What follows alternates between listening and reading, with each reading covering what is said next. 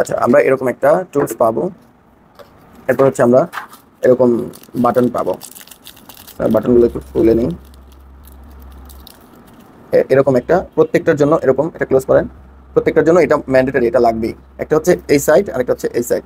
এই দুইটার জন্যই এই দুইটা লাগবে, মানে এরকম এটার সাথে এটা লাগবে, এটার সাথে এটা লাগবে, ঠিক আছে? তো আমরা এই যে টুলসটা দেখতে পাচ্ছি, এটা দেখতে পাচ্ছেন কিনা? তারপর আবার যখন এটার কাজ শেষ হয়ে যাবে তখন এইভাবে এটা লক করে রাখতে পারবেন, এটা আর প্রবলেম হবে না। তো এটা এইভাবে লকটা খুলে ফেলবেন চাপ দিয়ে। যদি এটা প্রথমে লাগাতে চান তারপর হচ্ছে প্রথমে এটা সেট করবেন এটার সাথে। দেখেন একটা সাইড আছে হচ্ছে নিচা, এটা একটু গর্ত টাইপের, আর একটা হচ্ছে এইরকম, দেখা যাচ্ছে? তো আমরা এটার মধ্যে দিব এটা, এটা এখানে বসাই দিব, এটা এখানে বসে গেছে।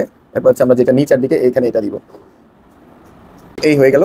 এবার আমি যদি এটাকে এইভাবে একটা কাপড়ের সাথে বা যে কোনো জিনিসের সাথে আমি এটা যদি এইভাবে একটু প্রেশার দিই তাহলে কিন্তু দেখেন এটা হয়ে গেছে। এটা আলগাই আছে, এটা আপনি এটার সাথে লাগিয়ে নিতে পারবেন। এই দেখেন এটা হয়ে গেছে, ঠিক আছে?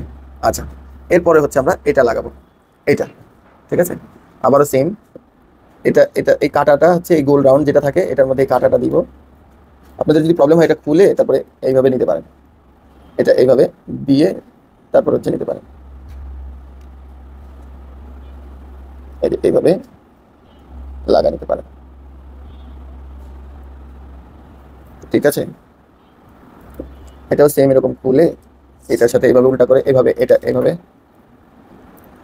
এভাবে বসায় এটা ফিটিং করে নেবেন, বাস।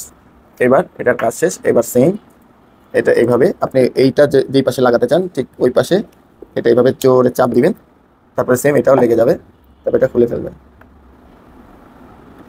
তারপরে এই দেখেন এটা লেগে গেছে। এটা যদি আপনি এটার সাথে এরকম দেন এটাও লেগে গেছে, এই যে, ঠিক আছে?